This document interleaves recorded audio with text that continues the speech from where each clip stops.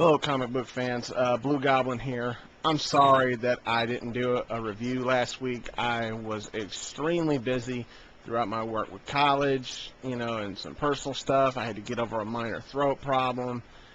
Unexpected bills came up and money got tight, and I literally could not find the time to sit down and film a comic book review. So here I am making a comeback. So just sit down and enjoy it. First thing I want to say before I get started with this reviews, I want to give a shout out to Boxing Type X for answering my questions on his Q&A session about past stories from DC and Black Cat's upcoming return to Amazing Spider-Man.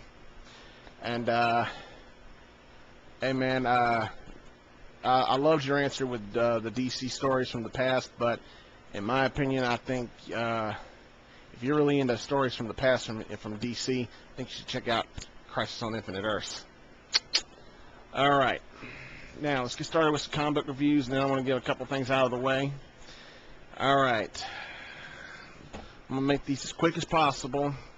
First, we're going to start off with Batman and Robin number 4. Frank Quitely is off of this series already, and I like it. Philip Tan, whoever does the work for this, the main artwork for this book, whether it be Philip Tan or Jonathan Glapion, I love the new artwork from here. It really fits with Grant Morrison's storytelling in this series. Very nicely done. We all know the Red Hood could be Jason Todd, but it hasn't been revealed yet. And you know what? I'm willing to bet it's not Jason Todd. I'm willing to bet that it's going to be some new asshole that Batman and Robin are going to have to deal with. And it's this book is handled so well.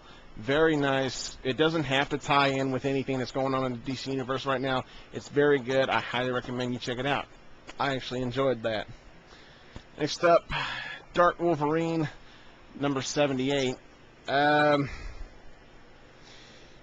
a story about that's supposed to be about Dagon wasn't featured in this book hardly at all, so pass. Alright, next up, Deadpool, Merc with a Mouth, number 3. That is a bitchin' cover. First thing I want to say is I had recently dropped the other Deadpool story, the other Deadpool series from my pull list because Daniel Way is slipping badly with Deadpool. He's now writing Deadpool books that are just made for the sole purpose of having a book that says Deadpool, and it doesn't feel like his books are starting to feel like they're not really Deadpool books. You just see a drawing of Deadpool talking. I mean, it's just meh. But here we go. Now, this is a Deadpool book worth reading. It's very nice. I loved it. This is how the Merc with the Mouth should be done. It doesn't, I'm not trying to plug this. I'm not trying to plug the series very cornball-like, but it's very good. Very well done. I don't want to spoil anything, so I'm just going to say, if you had to choose between Merc with the Mouth and the regular Deadpool series, I'd say go with the Merc with the Mouth series, because it's currently, right now, it's doing better than the regular one with Daniel Way in charge. Next up, Dark Avengers number 9. Finally, we got Brian Michael Bendis back on this book now that Matt Fraction's departure from Utopia, the big, as Craig calls it, the big steaming pile of meh. Brian Michael Bendis is the right man to write this series, and Ares. Wow, that's all I can say is wow. I like the storytelling. Action was subpar, but the storytelling is really, really well done. That's all I need to say. Next up, X Factor 48. I know I gotta memorize these damn numbers. X Factor 48. This is another thumbs up for Peter David. Very nice. Loved it. I mean, fight with Siren. What a bitch. And isn't it great? I mean, just awesome. Just simply awesome. And the storyline going on in the future, don't really know what to say about it right now. All I'm saying, it's going in a good direction. And Peter David has just been making home run after home run with this book, and hopefully he'll never depart from this series, because if he does, Marvel's going to take a blow to the gut, because this is so well done. I have yet to be disappointed. It's so good. It's just so good. Next up, Marvel Zombies Return number 3. Yeah, I was supposed to do a review last week of number 2, and I'll just say quickly, number 2 was good, not nearly as good as number 1 was. This was probably on par with number 1.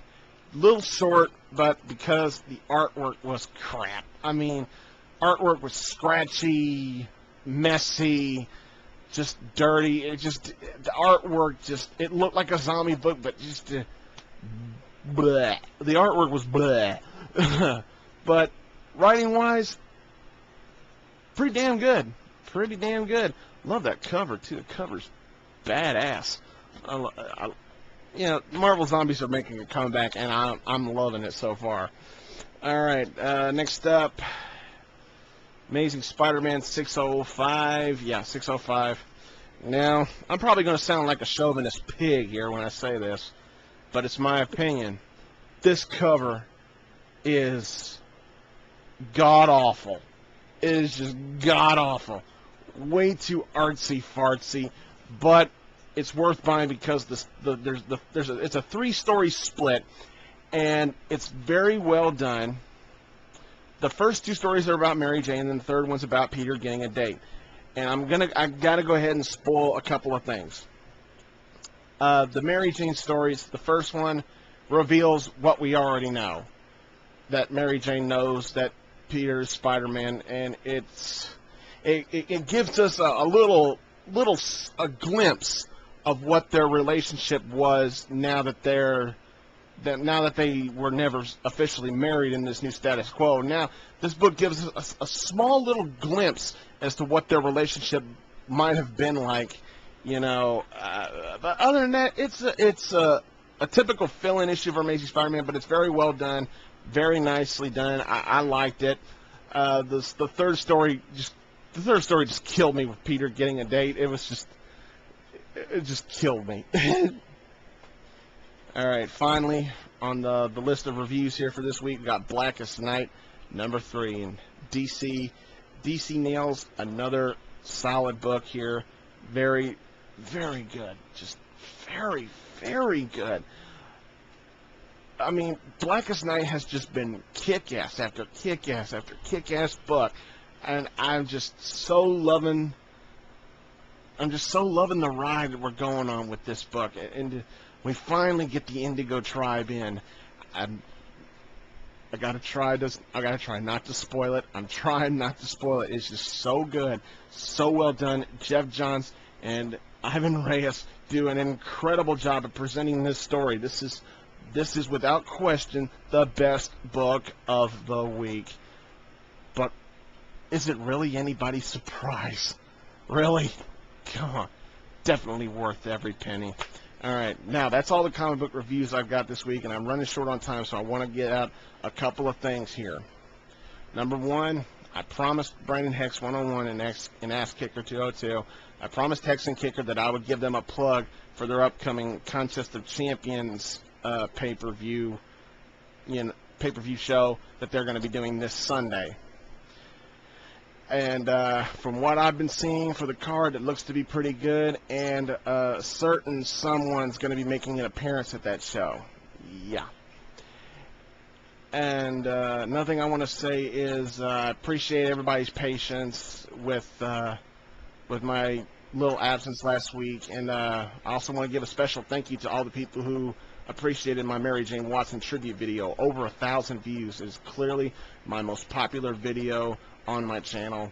Thanks everybody for appreciating that video, and thanks for watching, everybody. Don't forget to subscribe. Remember, you can watch me either on YouTube or Facebook. So until next time, everybody, I'll see you later.